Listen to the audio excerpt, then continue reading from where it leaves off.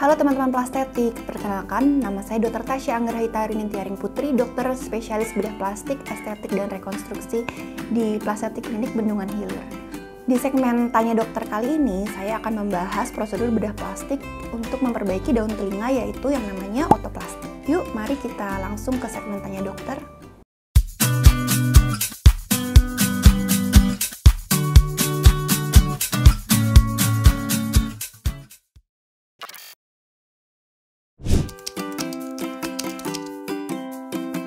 Oke, jadi yang namanya otoplasti itu adalah prosedur bedah plastik yang bertujuan untuk memperbaiki daun telinga kita, yaitu untuk memperbaiki baik bentuk, ukuran, dan posisi daun telinga kita yang agar membentuk bentuk daun telinga yang lebih proporsional.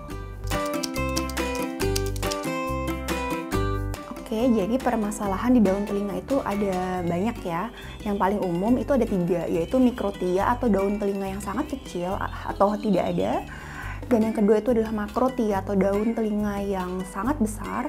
Dan yang terakhir dan yang paling sering itu adalah prominent ear, di mana yang masyarakat awam kenal dengan sebutan telinga yang caplang ya, di mana bentuk telinga lebar dan menonjol keluar seperti itu. Untuk cara mengatasinya juga beraneka ragam tergantung dari bentuk kelainannya. Untuk mikrotia kita biasanya menggunakan otoplasti, yaitu dengan menambahkan daun telinga yang kita buat dari tulang rawan iga. Yang kedua yaitu makrotia, daun telinga yang besar bisa kita lakukan operasi otoplasti reduction ya, dengan mengurangi bagian telinga yang menonjol atau yang berlebih. Yang ketiga untuk prominent ear, nah ini yang paling sering ya, kita bisa melakukan prosedur otoplasti yang biasanya disebut juga dengan ear pinning, yaitu kita mengurangi dan menambah lekuk dari telinga dan kita dorong telinga ke arah mendekati ke kepala. Oke, jadi ketiga kelainan tersebut disebabkan oleh kelainan bawaan ya. Jadi bayi lahir sudah mengalami kondisi yang seperti itu. Jadi bisa karena proses genetik atau karena komplikasi yang terjadi selama masa awal-awal kehamilan. Nah, khususnya yang prominent ear itu terjadi karena gagalnya proses pembentukan organ telinga ya selama masa kehamilan.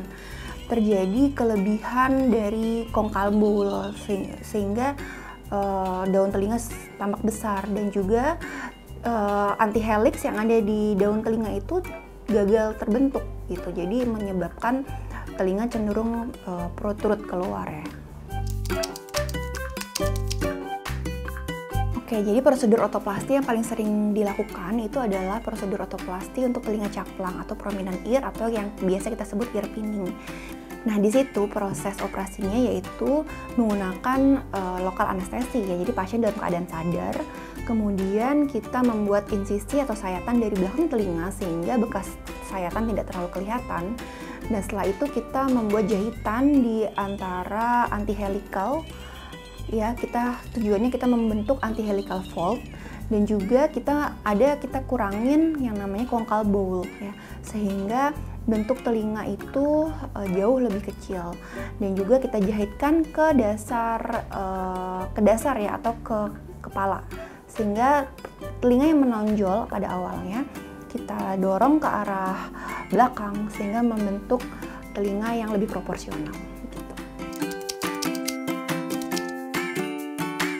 Oke, jadi yang perlu diperhatikan setelah melakukan operasi otoplasti yaitu pasien biasanya menggunakan balutan di daerah telinganya, yang balutan itu nanti akan dilepas 3-5 hari. Setelah itu juga yang perlu diperhatikan, pasien harus memakai bandana ya atau penyangga telinga agar posisi telinga itu tetap berada ke belakang, namun itu dipakai kalau malam saja selama 6 minggu. Oke, sayang sekali bayi-bayi yang lahir dengan kelainan telinga kita tidak bisa langsung mengoperasi sejak lahir ya, karena pembentukan telinga itu belum maksimal kalau pada anak-anak kecil.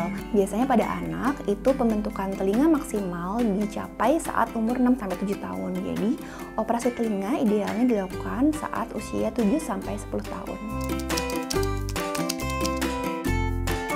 Oke, jadi efek samping pada setiap tindakan operasi itu pasti selalu ada ya.